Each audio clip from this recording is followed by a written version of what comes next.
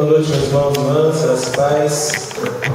Iniciamos hoje uma nova série, Exposição Bíblica, uma série que será de grande valor, grande valia para a nossa vida cristã, para a nossa vida familiar, para a nossa vida como igreja do Senhor Jesus. E o tema dessa série, os irmãos estão vendo aí na projeção, no slide, é justamente permaneceis firmes, né? Nós vamos estudar a primeira carta de Pedro ao longo das próximas semanas, se Deus permitir. E quando nós olhamos para esse tema, quando nós olhamos a primeira carta de Pedro, é impressionante notarmos, irmãos, que existe aqui da parte de Pedro um grande objetivo de trazer o conforto, o grande objetivo de trazer o encorajamento à igreja do Senhor Jesus, aos destinatários dessa carta. E como é importante para nós realmente reconhecermos essa conclamação de Pedro. Quando nós olhamos para esse tema, permaneceis firmes, quero convidá-lo, abra sua Bíblia na primeira carta de Pedro. Quando nós olhamos para esse tema geral dessa nova exposição, lá no capítulo 5, versículo 12, o apóstolo Pedro vai nos mostrar aqui qual é o seu objetivo. Ele diz lá no versículo 12, olha aí, capítulo 5, versículo 12 dessa carta. Na última parte do versículo, lá no finalzinho, ele vai dizer o seguinte, vamos ver o versículo 12 completo. Ele diz: por intermédio de Silvano, que considero nosso fiel irmão, escrevo de forma abreviada, exortando e testemunhando que esta é a verdadeira graça de Deus, nela permanecei firmes. Então Pedro está apresentando qual é a verdadeira graça de Deus. E quando ele apresenta essa verdadeira graça de Deus, ele conclama os seus destinatários a permanecer firmes. Então vamos dar início a essa nova série. Quero convidar os amados irmãos a todos irmos para o primeiro capítulo. Deixe sua Bíblia aberta, nós vamos orar ao Senhor. Eu quero convidá-lo a realmente voltar toda a sua atenção ao texto, e essa declaração e essa convocação de Pedro é muito importante, porque há momentos em nossa vida que a gente deseja chutar o balde, né? Momentos que nós nos sentimos tão desencorajados, nos sentimos tão cansados, nos sentimos tão fracassados, nos sentimos tão desesperançados, que se não tivermos a parte de Deus a segurança que Pedro apresenta nessa carta, a gente realmente chuta o balde. Então essa carta nos ajudará a permanecermos firmes na graça do Senhor. Vamos orar então. Ó Deus, nosso Pai eterno, em nome de Cristo Jesus, Senhor, nos apresentamos diante da Tua presença nesse momento em oração com a Tua igreja, com o propósito, ó Pai, de clamarmos ao Senhor, que Teu Espírito nos fale de maneira compreensível, clara, de modo, Deus, possamos, ao olhar para a Tua palavra, crer, ao olharmos para a Tua palavra, Deus, buscarmos a transformação, buscarmos, ó Deus querido, o conforto, o consolo, que somente no Senhor podemos encontrar. Ajuda-nos, ó Pai, que possamos essa noite, verdadeiramente, nesse culto que a Ti prestamos, termos a convicção de que ouvimos a Tua palavra, de que a Tua palavra, ela entrou em nossos corações, e a Tua palavra há de, ó Deus, nos transformar segundo aquilo que é Teu propósito. Assim nós oramos, ó Pai, e pedimos e agradecemos em nome de Jesus. Amém.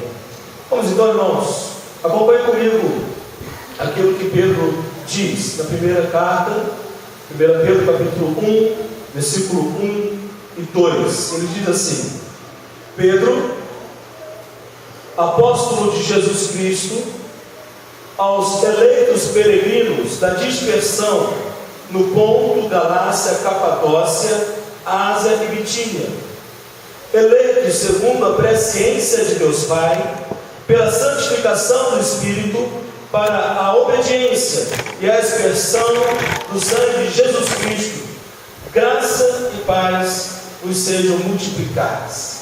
Nós temos aqui a saudação de Pedro. É interessante olharmos que como que Pedro inicia essa carta numa saudação que é triunfante. É uma saudação que realmente ela é bombástica, podemos assim colocar. É uma saudação firme, é uma saudação radical, é uma saudação confortadora.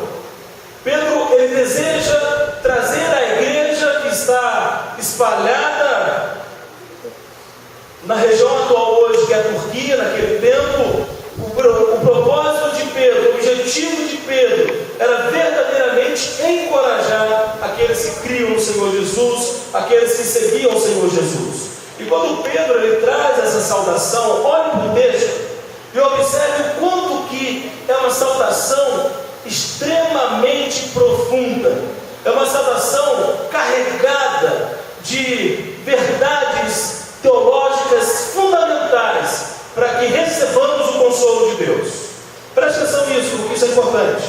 Muitas das vezes nós não conseguimos compreender como Deus está agindo para nos confortar.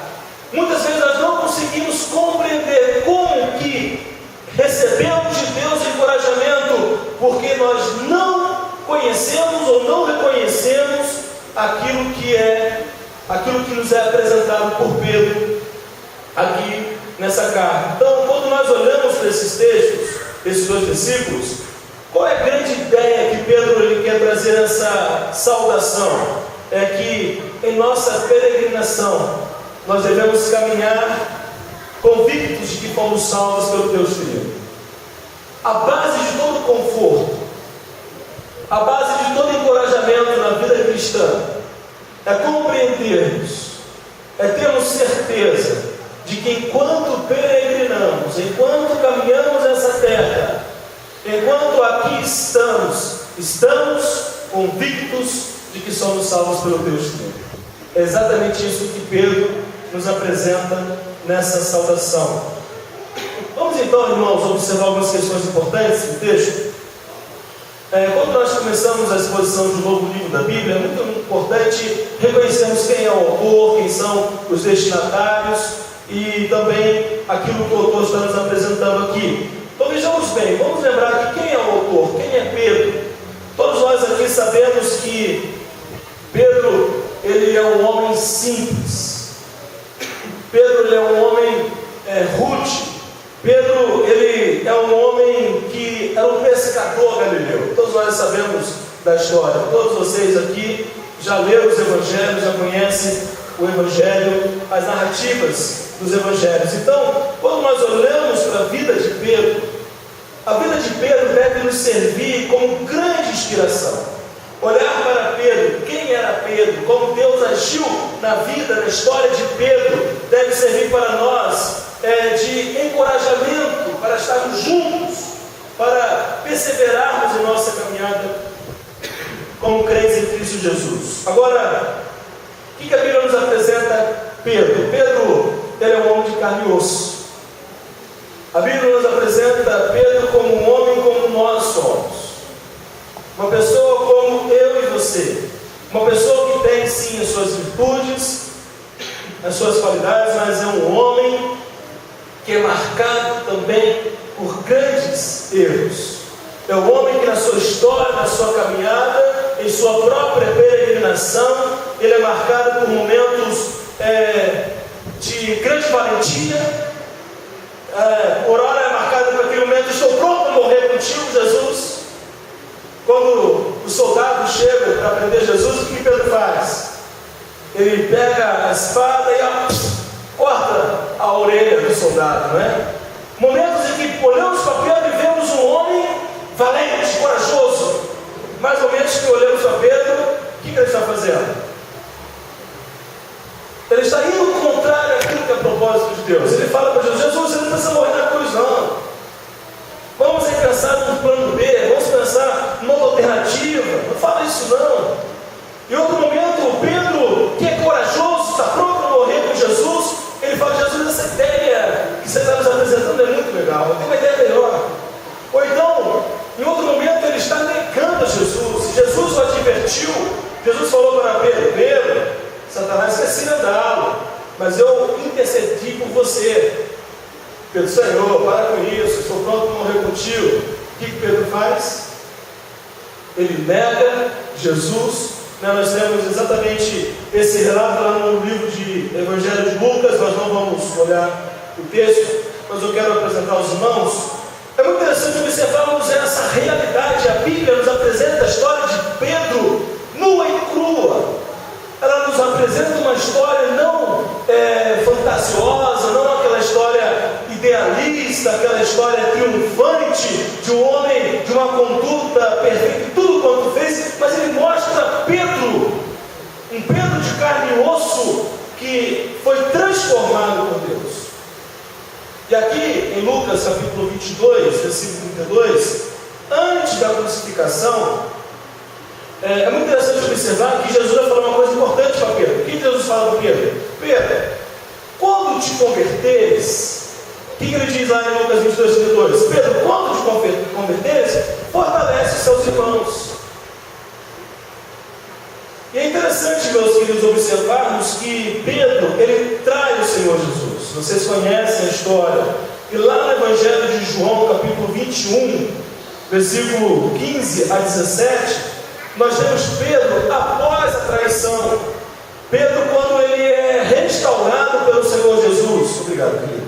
Quando ele é restaurado pelo Senhor Jesus, e aqui nós reconhecemos que Pedro, ele provê esse fortalecimento como? Por meio da palavra. Meus queridos, você deseja fortalecimento? Você deseja encorajamento? Você reconhece que precisa disso? É verdade, pastor, eu tenho passado por momentos difíceis em minha vida, momentos de grande desânimo, momentos de desesperança, momentos de conflitos, momentos de dúvida, momentos que me sinto muitas vezes sem direção. Como posso receber encorajamento? Mediante a palavra. E é interessante notarmos, queridos, que até hoje essa provisão de Deus, que se manifesta por meio da sua palavra, ela compreende também essa primeira carta de Pedro. E aí é algo muito interessante, porque quando Pedro ele nos fala, ele se apresenta como apóstolo de Jesus Cristo, é algo muito importante também para reconhecermos que Pedro é apóstolo de Cristo Jesus. Ou seja, uma igreja que é apostólica não é aquela igreja que segue uma sucessão de papas. Uma igreja que é apostólica é aquela que está fundamentada na fé e nos ensinos dos apóstolos. Portanto, a primeira igreja batista em Pompeia é uma igreja apostólica. Nós somos uma igreja apostólica, por quê? Porque somos uma igreja firmada nas Escrituras, na fé e no ensino dos apóstolos de Cristo Jesus. Isso é muito importante. A apostolicidade de uma igreja não está vinculada a uma sucessão humana de homens líderes religiosos, como defende o catolicismo romano. E aí então nós vamos notar que acerca de quanto que tudo isso é importante. Por quê, queridos?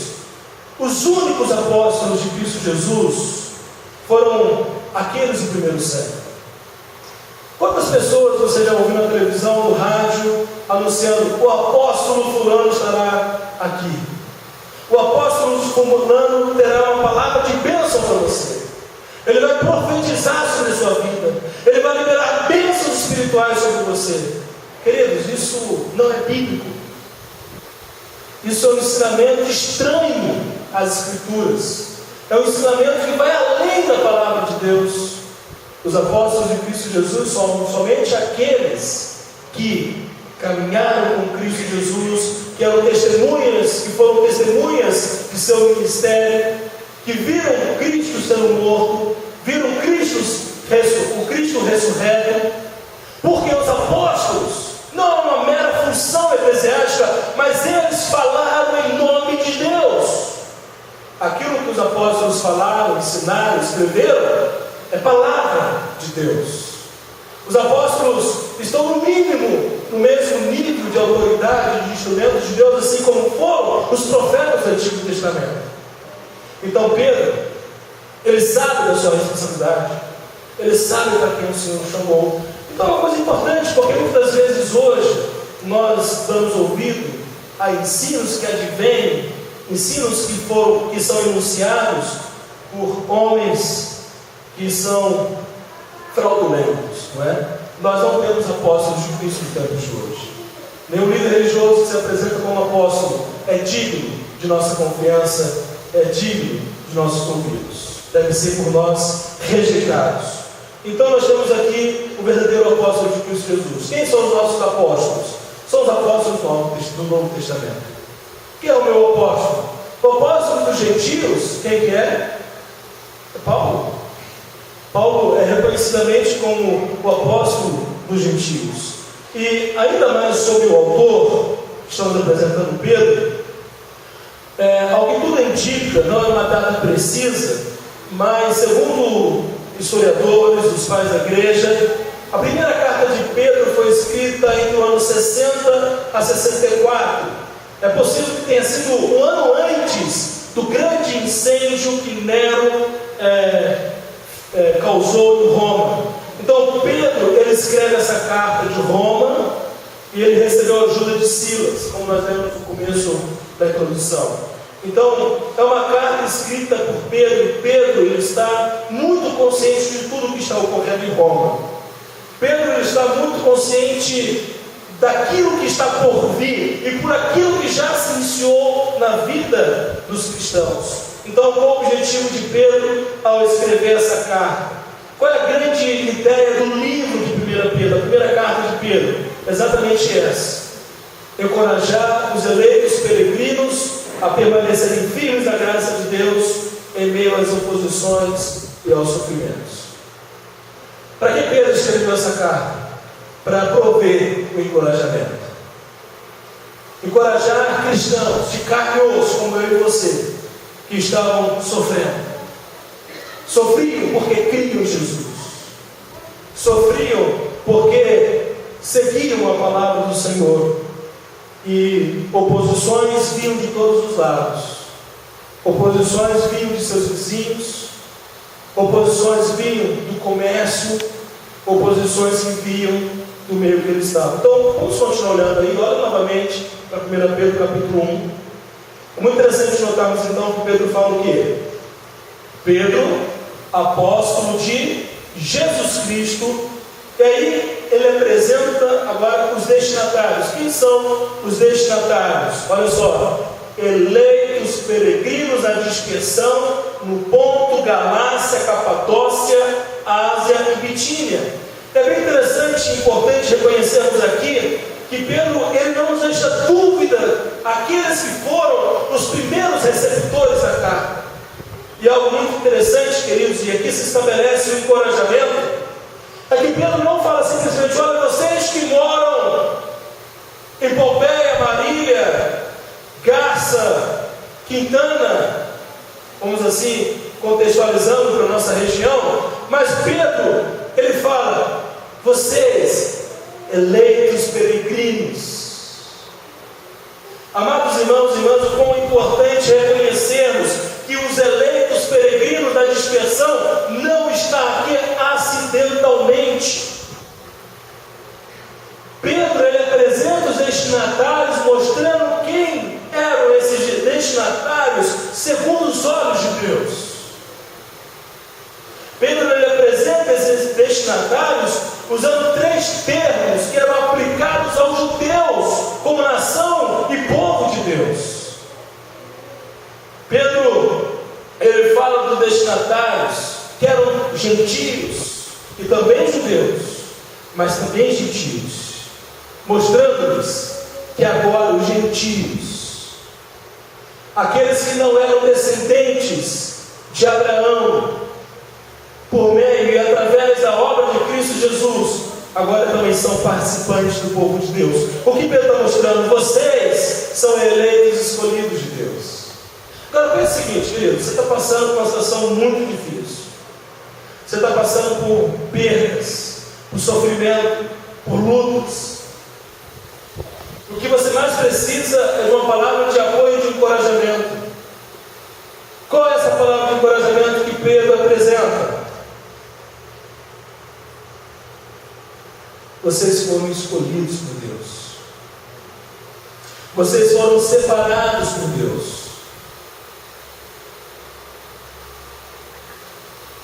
É muito interessante notarmos isso, porque muitas vezes nós não conseguimos no tempo de hoje perceber e reconhecer o fato de sermos escolhidos por Deus. Ele é a base de todo encorajamento.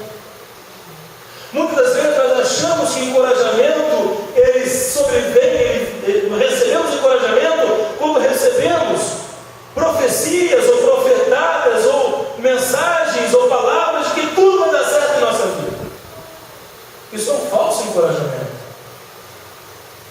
O verdadeiro encorajamento é aquele que nos faz olhar e reconhecer que Deus nos escolheu. A despeito de tudo, Deus nos separou. Então Pedro está mostrando que eles eram eleitos peregrinos. Peregrinos. Nós estamos aqui de passagem. Essa terra nos é estranha. Aquele que verdadeiramente é eleito por Deus, separado por Deus, ele vive nessa terra, mas ele sabe que o seu lugar não é aqui. O seu prazer não está na glória dessa terra. Ele sabe que ele faz parte de uma outra realidade. Ele sabe que faz parte de uma outra nacionalidade. Ele é cidadão dos céus. Então, quando Pedro coloca eleitos peregrinos, Pedro está mostrando que, queridos, não coloquem demasiadamente os olhos de vocês na glória, nas riquezas, nos prazeres que a terra lhes oferece, mas coloquem a alegria e o prazer de vocês na glória que o Senhor Deus tem reservado para nós nos céus. A nossa passagem aqui é curta. A nossa passagem aqui é rápida. E quantas vezes, como cristãos eleitos de Deus, vivemos acreditando que a glória, o prazer, a alegria há de ser vivido plenamente na terra. E aí nós cantamos o céu na terra. Que história é essa? O céu, a terra não foi feita para ser o céu. Muitas vezes nós queremos viver o céu na terra, irmãos, e isso não é a notícia do Evangelho de Deus, é a notícia de falsos evangelhos.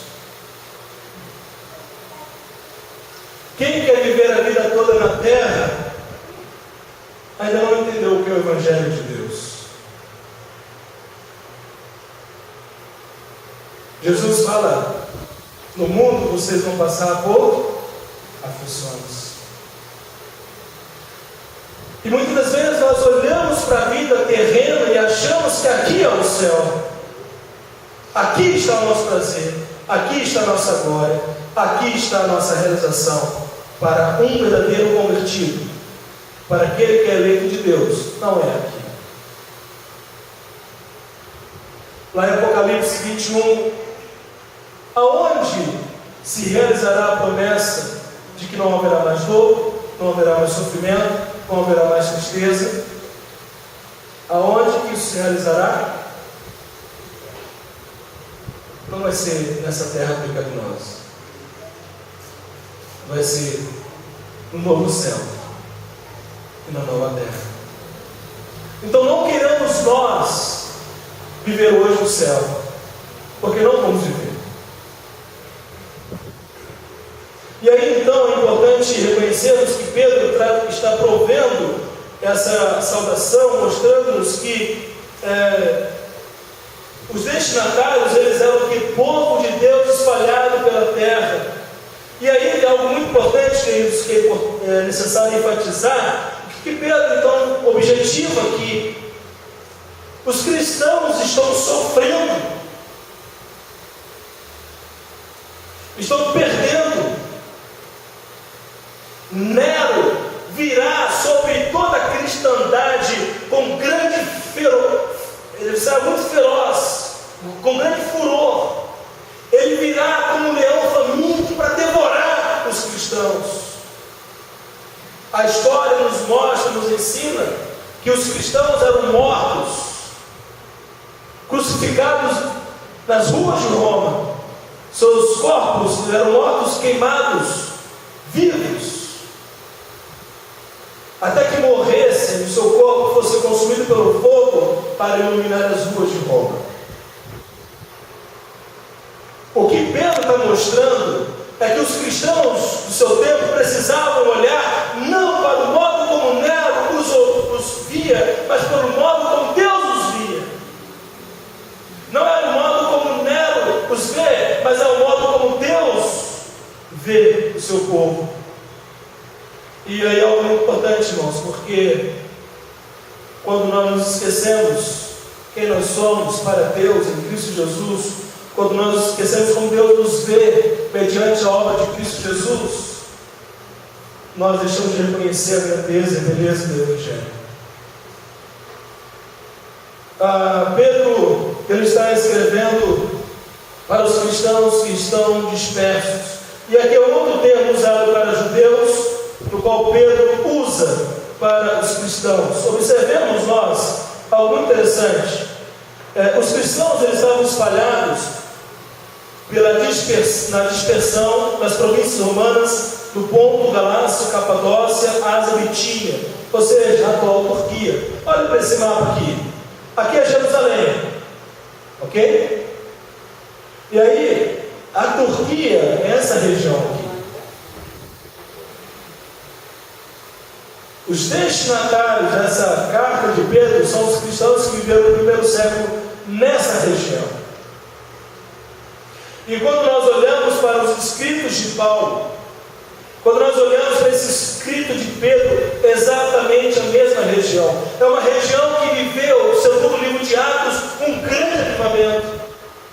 Milhares e milhares de pessoas foram convertidas, tanto gentios quanto judeus.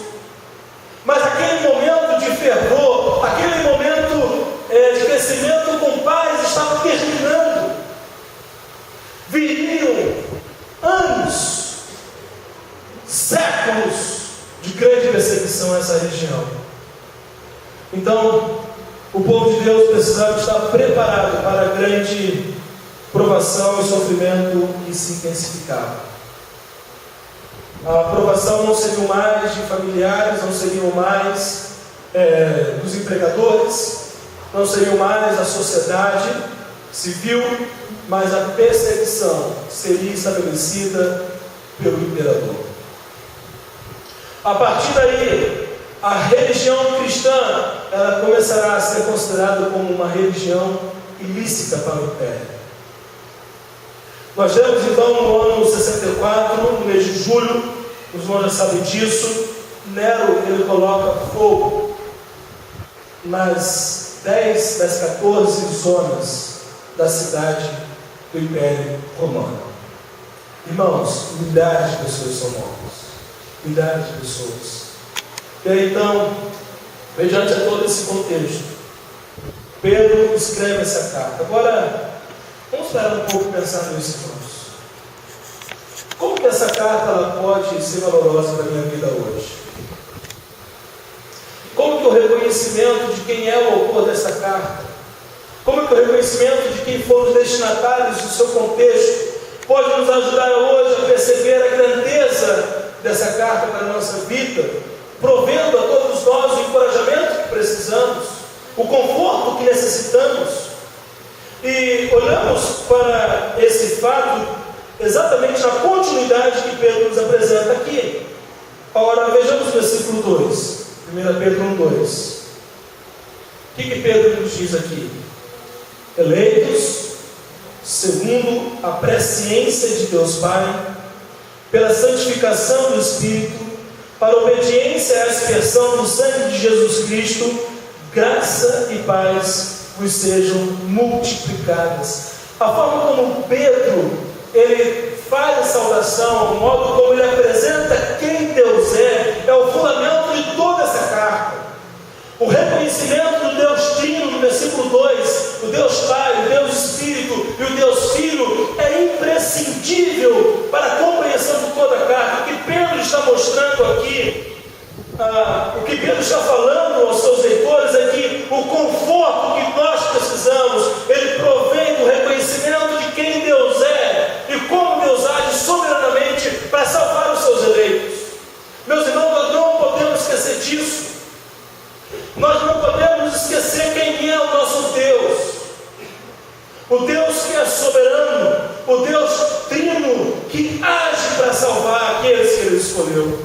a segurança da nossa salvação, a certeza do perdão de pecados, a certeza de que nós somos novas criaturas, a certeza de que tudo quanto somos em Cristo Jesus nos é dado, não por nosso merecimento, não por havermos conquistado isso, mas ao contrário, nós fomos conquistados por Cristo.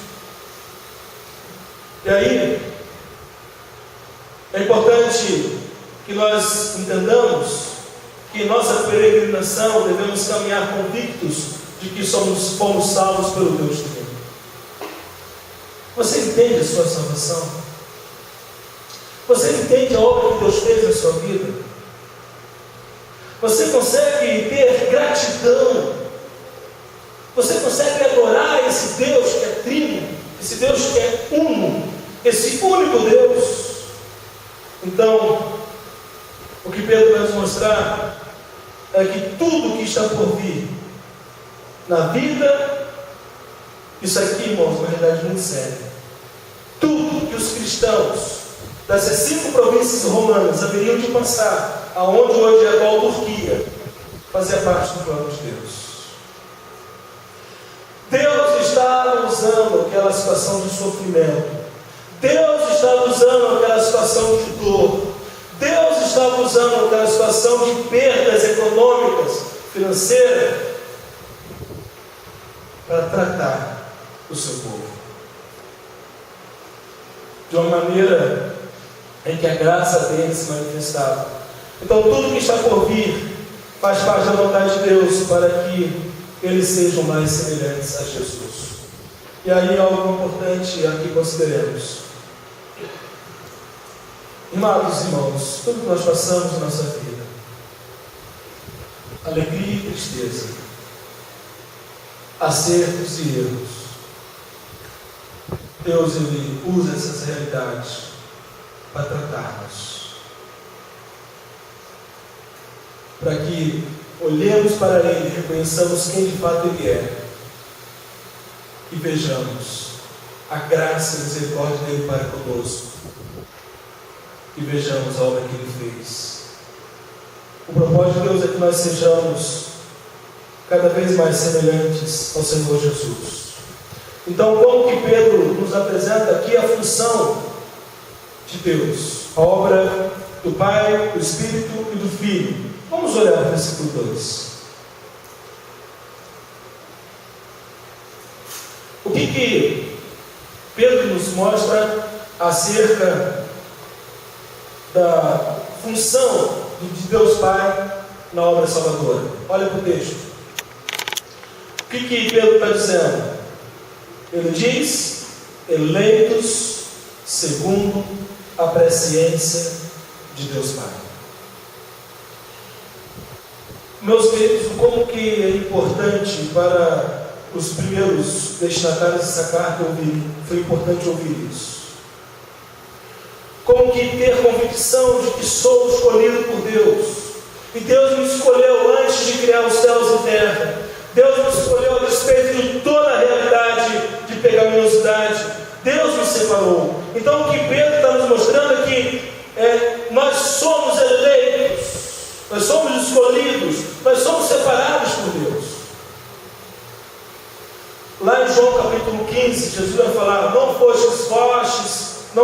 fostes vós que escolhestes o quê? A mim, mas eu escolhi a vós e vos designei para que vades e deis fruto.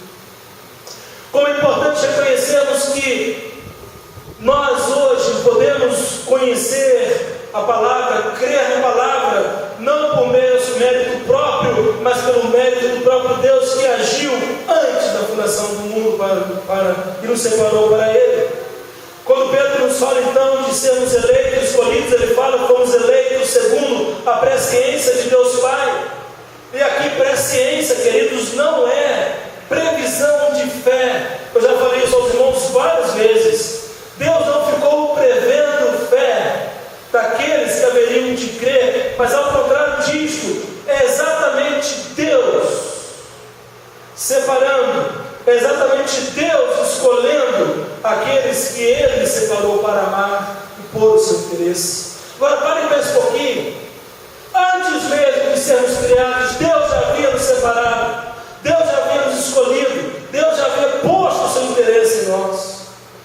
Mesmo sabendo que se dependêssemos de nós, nós nunca o escolheríamos. Ele separou para amar, para cuidar e ter um relacionamento pessoal com Ele. A presciência de Deus diz respeito a essa escolha para ter um relacionamento amoroso. O propósito de Deus é que tenhamos um relacionamento de amor com Ele.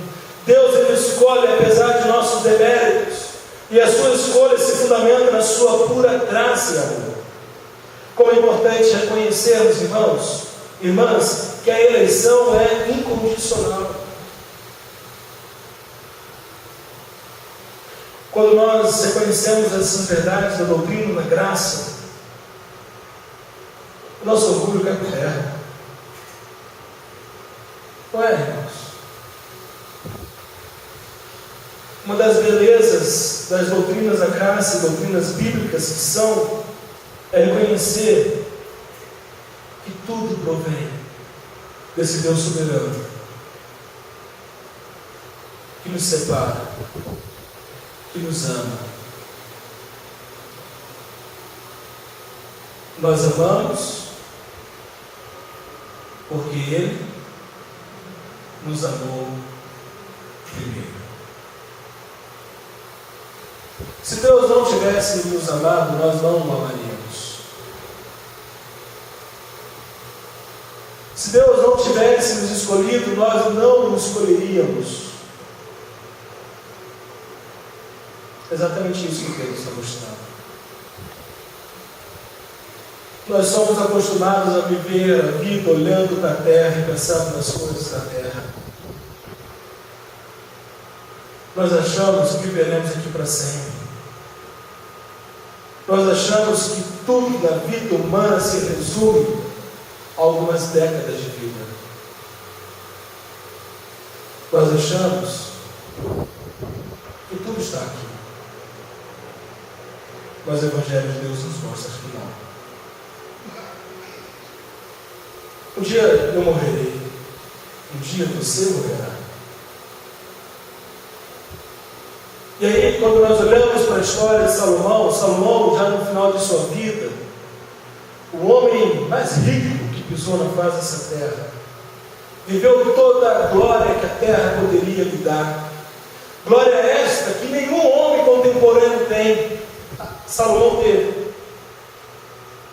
Ele disse: tudo é vaidade.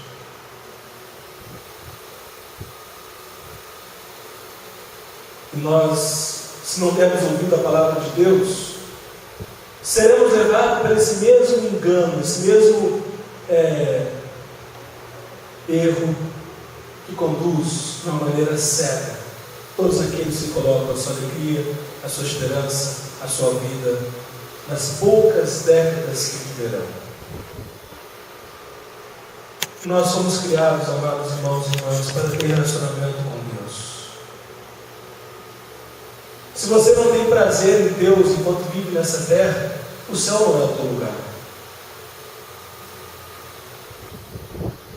Se você não tem prazer em desenvolver um relacionamento com Deus, isso mostra aquilo que todos nós fomos sem Cristo Jesus. Como Adão, ao descobrir que pecou, o que Adão fez? Se escondeu de Deus. Teve medo de Deus. Então, quando Pedro nos mostra eleito segundo a presciência de Deus, é mostrando esse Deus Pai, que Ele escolhe, separa para amar. Então, enquanto eu peregrino, enquanto eu caminho nessa terra, numa vida curta, numa vida como uma fumaça, como uma neblina, o meu prazer, o meu amor deve estar para com o meu Deus. Por isso que o grande mandamento é: amarás, pois, o Senhor teu Deus com todo o teu coração, com toda a tua alma e com todas as tuas forças. Então Pedro continua, versículo 2, ele fala o que agora? Olha na sua Bíblia. Eleito segundo a presciência de Deus Pai, ele diz: pela santificação do Espírito. E queridos, aqui há um ensino extraordinário que Pedro está nos apresentando Deus Pai, e agora Ele nos apresenta Deus Espírito. E quando nos fala do Deus Espírito, Ele nos mostra que é o Deus Espírito que opera em nós. É o Espírito Santo de Deus que age em nós, regenerando-nos. É o Espírito de Deus que age em nós, dando-nos uma nova vida.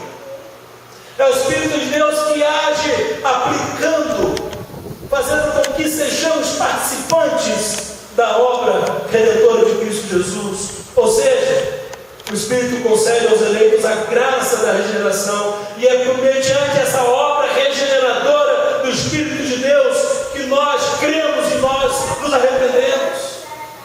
Só é possível crer no Evangelho, só é possível arrepender-se dos pecados, segundo a palavra de Deus, se houver a obra da regeneração.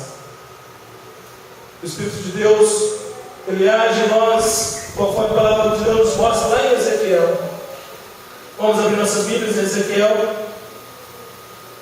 profeta Ezequiel, capítulo 36. E aqui nós temos um ensino muito especial da palavra, mostrando aqui Deus prometendo por meio do seu profeta a restauração que Ele haveria de promover ao povo de Israel. E Pedro aqui, assim como já vimos nessa carta, ele está aplicando termos judaicos para os gentios. E aí então, Pedro mais à frente mostrará que a igreja é o novo Israel de Deus. Em Ezequiel capítulo 36, versículo 26. Acompanhe na sua Bíblia o que eu vou ler.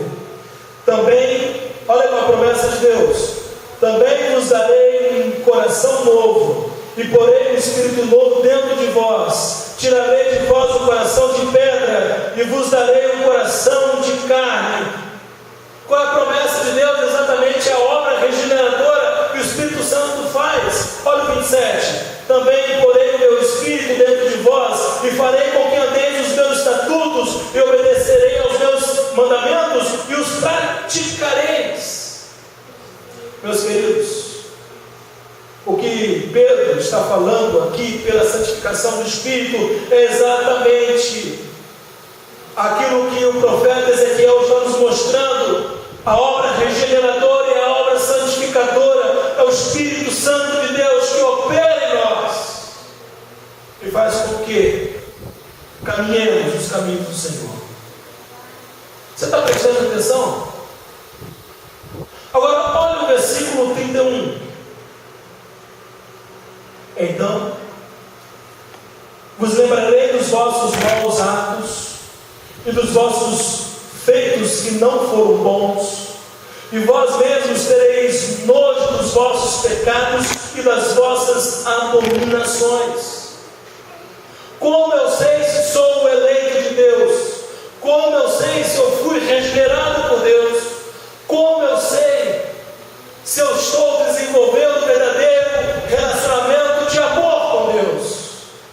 Quando eu olho para a minha vida, olho para as minhas escolhas, olho para as minhas atitudes, olho para os meus pensamentos, olho para os meus sentimentos e reconheço em cada um destes que não sou mais aquele velho homem, mas reconheço que agora, como nova criatura, olha o versículo 27, porém o meu espírito dentro de vós, e farei com que andeis os meus estatutos. Eu consigo olhar para a minha vida e reconhecer que tem muito ainda o que avançar, tenho muito ainda o que crescer, tenho muito ainda, mas eu já estou caminhando, eu já estou andando nos estatutos de Deus. Eu tenho buscado a obediência aos seus mandamentos como fruto da obra do Espírito de Deus. Como eu sei se sou eleito, como sei se fui escolhido por Deus, mediante a obra da regeneração, mediante a obra que resulta no arrependimento de pecados. Arrependo-me diante de Deus, admito, Deus, eu concordo contigo, Senhor, eu reconheço o quanto meu coração é mau, eu reconheço, Deus, o quanto eu sou inclinado para aquilo que não honra. Senhor, perdoa-me, tem misericórdia de mim, eu confio na obra de Jesus, eu reconheço, Jesus,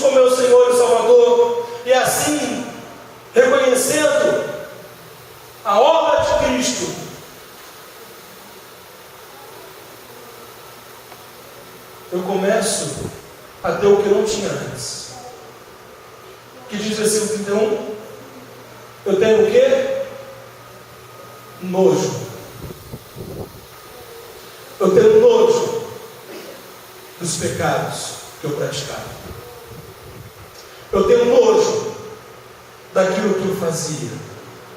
E ainda sou tentado a fazer. E talvez em alguns momentos ainda faça. Mas eu faço não mais como fazia no passado, mas agora cada vez mais buscando mortificar a minha carne, buscando ter uma vida que agrade ao Senhor e determinado, perseverante a não mais permanecer como estava.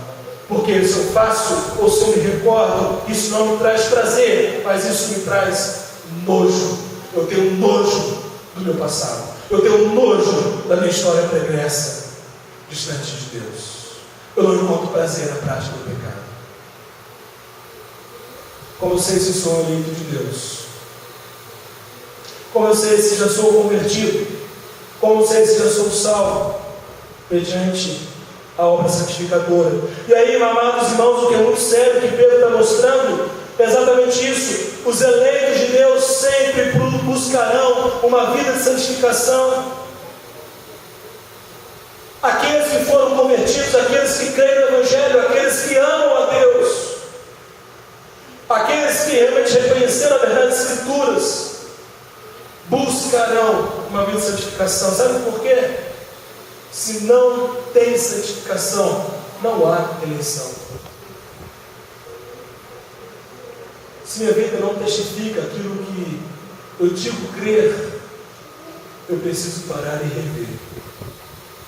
Porque quem é de Deus se afastará cada vez mais do pecado, das práticas pecaminosas. Então os eleitos de Deus são separados e consagrados a Deus. Agora, irmãos, pare com isso um pouquinho. Reconheça o sofrimento que os nossos irmãos do primeiro século estavam passando. Reconheço que em muitos momentos o ódio vinha em seus corações, a vontade de vingar-se. Imagine você vendo um parente seu sendo morto por um soldado romano. Imagine você vendo um filho seu, um pai seu, sendo colocado numa cruz e queimado vivo. Que sentimento você teria? Imagine você chegar em casa e você vê que os seus estão mortos. Isso aconteceu, queridos. E o contexto a qual essa carta se dirige é exatamente este. E Pedro está nos mostrando que o peregrino precisa ter convicção da sua salvação. E é o Deus Trino que salva. Como que esse Deus Trino salva? Qual é a obra de Deus na salvação? Deus Pai elegendo segundo a sua presciência. É o Espírito Santo de Deus santificando. E agora Pedro continua. Olha para o próximo versículo. Aliás, no final do versículo, o que Pedro diz? Para a obediência e a expressão do sangue de Jesus Cristo, graça e paz nos sejam multiplicadas. O que ele diz? Para a obediência e a expressão do sangue de Jesus Cristo. Sabe como que Pedro está provendo conforto, amados irmãos? Pedro os conforta mostrando que agora eles possuem uma nova vida. O conforto vem quando eu reconheço que tenho uma nova vida. E nessa nova vida eu busco um crescimento em obediência ao Senhor Jesus. E eu tenho uma absoluta segurança que agora eu fui aspergido pelo sangue de Cristo Jesus.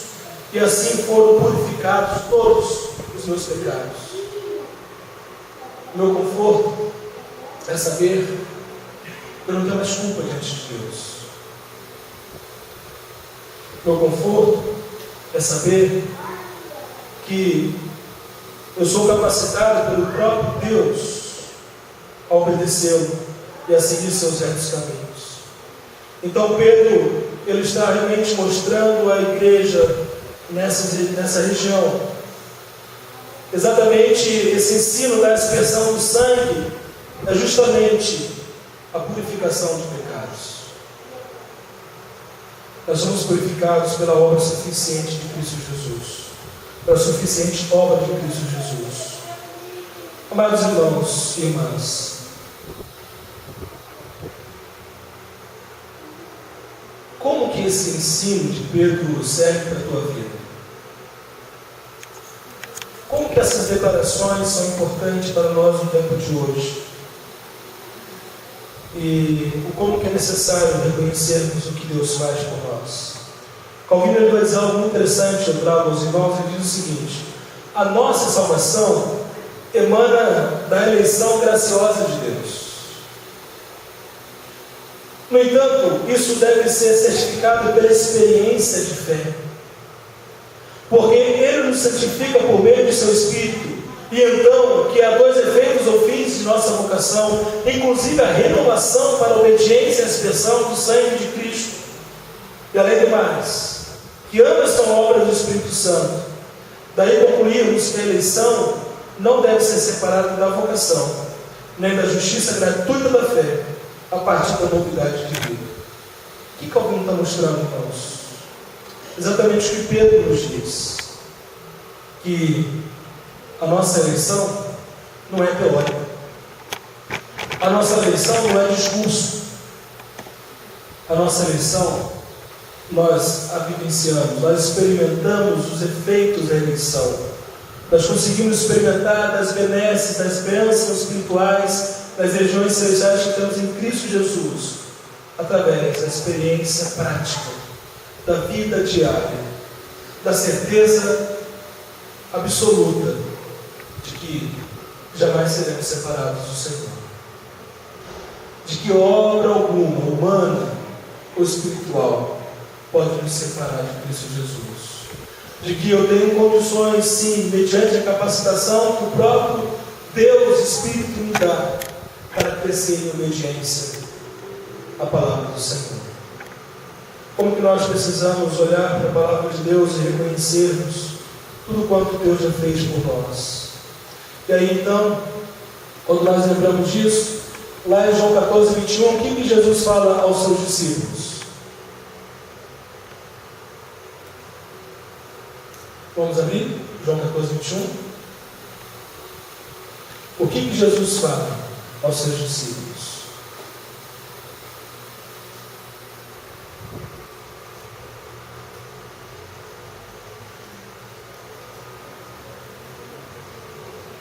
Aquele que tem os meus mandamentos e a eles obedece, esse é o que me ama. Aquele que me ama será amado por meu Pai, e eu o amarei e me manifestarei a ele. Quando eu tenho convicção dessa obra que Deus realizou em minha vida, a salvação que o Deus Trino provê a todos os que são eleitos por Deus, a todos nós que cremos em Cristo Jesus, ela se manifesta numa vida de obediência, que é resultado do amor. Não é uma obediência arbitrária e imposta, mas é uma obediência fruto do amor. Nós temos aí em 2 Tessalonicenses, acompanhe comigo, estou projetando.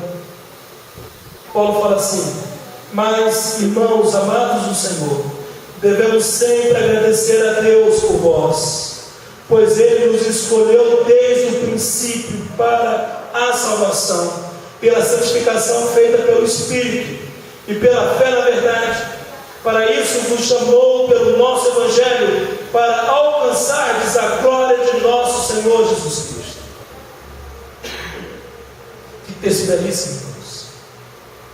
O que Paulo está falando à igreja de Tessalônica é exatamente o que Pedro está falando às igrejas da dispersão. O que Paulo está mostrando é o que Pedro diz: Ele vos escolheu desde o princípio para a salvação, pela santificação feita pelo Espírito e pela fé na verdade. O povo de Deus, ele tem uma característica. Uma das características mais marcantes do povo de Deus, sabe qual que é? Amor pela palavra. anseio de conhecer a palavra do Senhor. É um povo que tem fome da verdade. Então, em nossa peregrinação, todos nós aqui somos peregrinos. Todos nós aqui estamos nessa caminhada. Devemos caminhar convictos de que fomos salvos pelo Deus Trino. O povo de Deus não tem dúvida disso. O povo de Deus não tem dúvida da salvação. O reconhecimento de que o nosso conforto provém do reconhecimento de quem Deus é e como Ele age soberanamente para salvar os seus eleitos. Nosso conforto, meus irmãos, vem pelo fato de que somos eleitos de Deus e separados para vivermos uma vida de santidade num contexto hostil.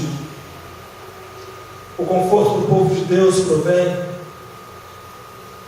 no reconhecimento de que nem mesmo as provações e os sofrimentos por causa do Evangelho pode nos impedir de crescer em obediência.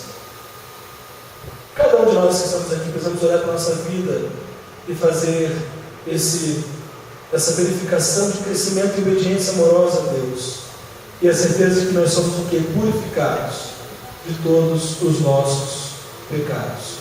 Como que isso é importante? Então, olhar para essa primeira carta, reconhecendo o seu contexto, é uma carta belíssima. Ao longo dessa carta, nós vamos ver como questões práticas do dia a dia. Eu quero desafiar, leia essa carta durante a semana. Durante essa semana, comece a ler 1 Pedro. Você hoje tem as informações que nos foram apresentadas aqui. Você já tem uma visão mais ou menos do contexto histórico, do que Pedro está mostrando, qual é a base do consolo, qual é a base da vida cristã. Acredite nisso. Vamos nesse momento orar, eu quero orar para a sua vida, quero convidá-lo, fique em pé, quero orar para você, quero apresentar a vida de toda a igreja ao Senhor.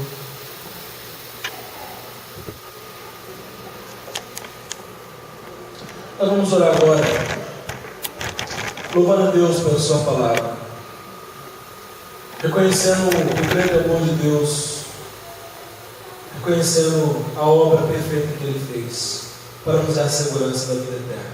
Vamos orar.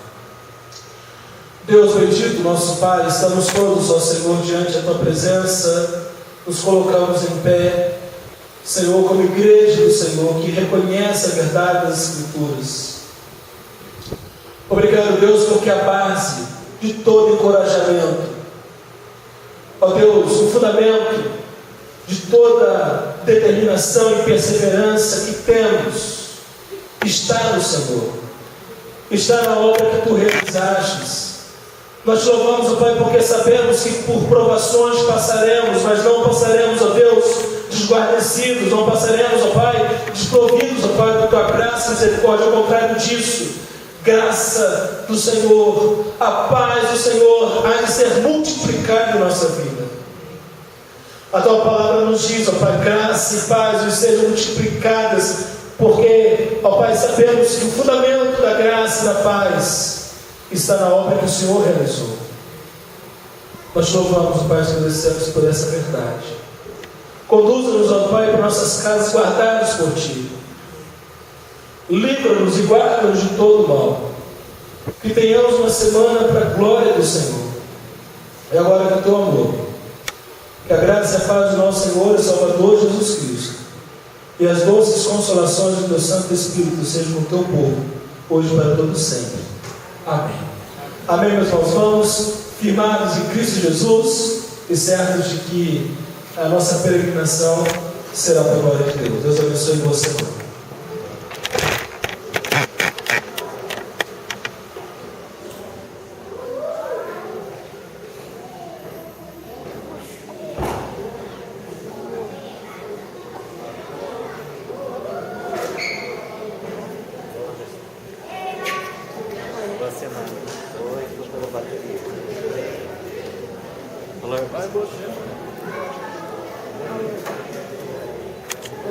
Calma.